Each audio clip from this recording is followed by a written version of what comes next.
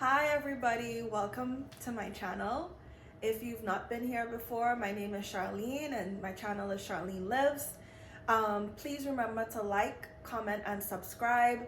Ring the notification bell so whenever I upload, you'd be notified, and just enjoy.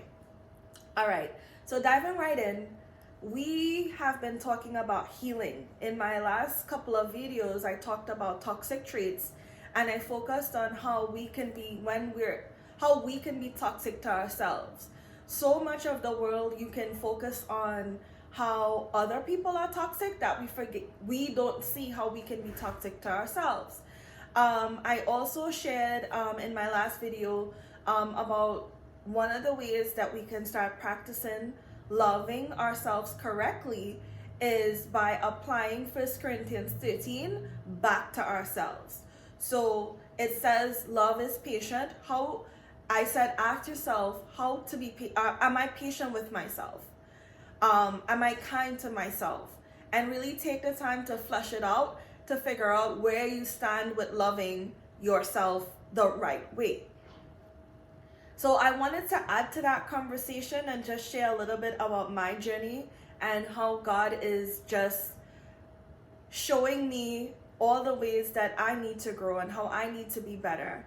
And it's really just been all around me. A couple of weeks ago, actually, a friend of mine shared with me that I do not celebrate my small victories. And I remember I heard her, but I was brushing it off because in my mind, if I celebrated the small victories, it means I was celebrating complacency. That's what I believed. Now, maybe like a day or so after, or it could have been even the same day, I listened to a sermon from one of my favorite on YouTube pastors, Pastor Jerry Flowers. And in listening to that sermon, I remember I was cleaning or doing something. And as I'm listening, it was an entire sermon that talked about celebrating your small victories and not being arrived as yet. And I remember just laughing out loud because in my mind, what are the chances of somebody just telling me, oh, you need to celebrate your small victories, and then a whole sermon just, thrown in my face. I was like, they in cahoots. She called him and told him to preach this. Anyway, she doesn't even know him. That was a joke. Anyway, I said all that to say, one of the things that resonated with me from that sermon, and in case you missed it, in case you didn't get a chance to hear it, I'm going to link the sermon in the description below.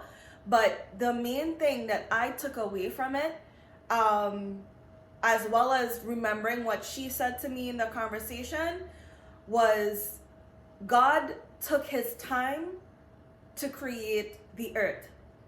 He could have done everything with a one word in one moment and everything could have been done.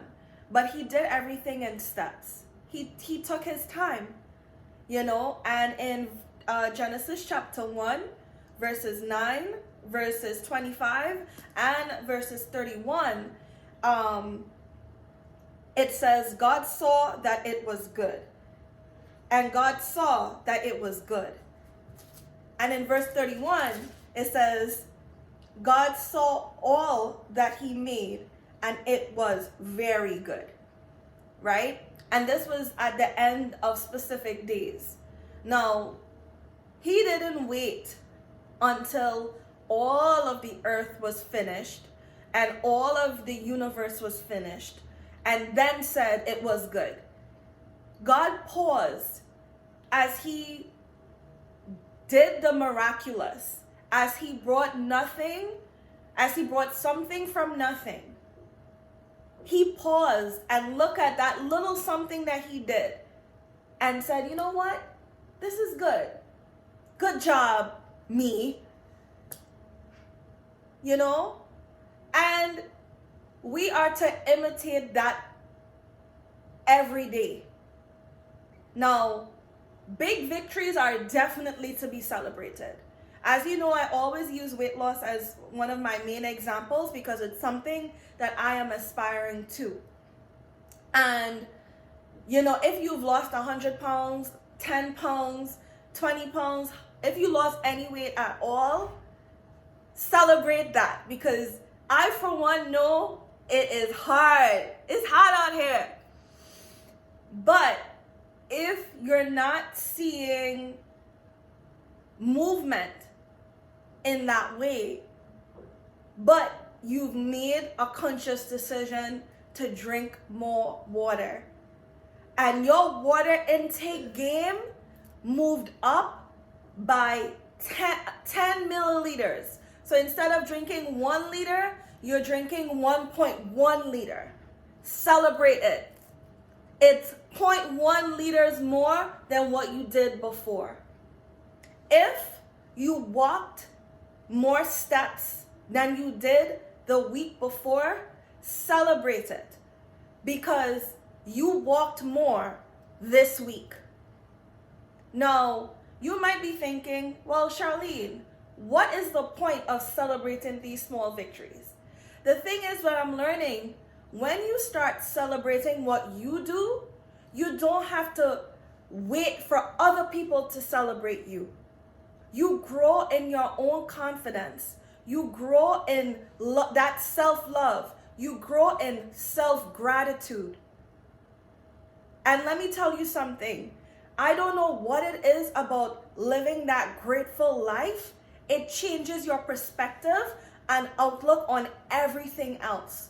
So when you start seeing how great your small steps are, you start seeing it in other people.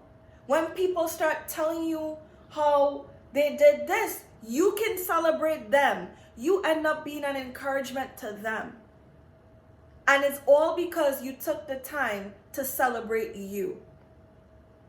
The Bible says that we are to love God with all our hearts, with all our mind, with all our soul, with all our strength, and that we are to love others as we love ourselves. The key point in that is love ourselves.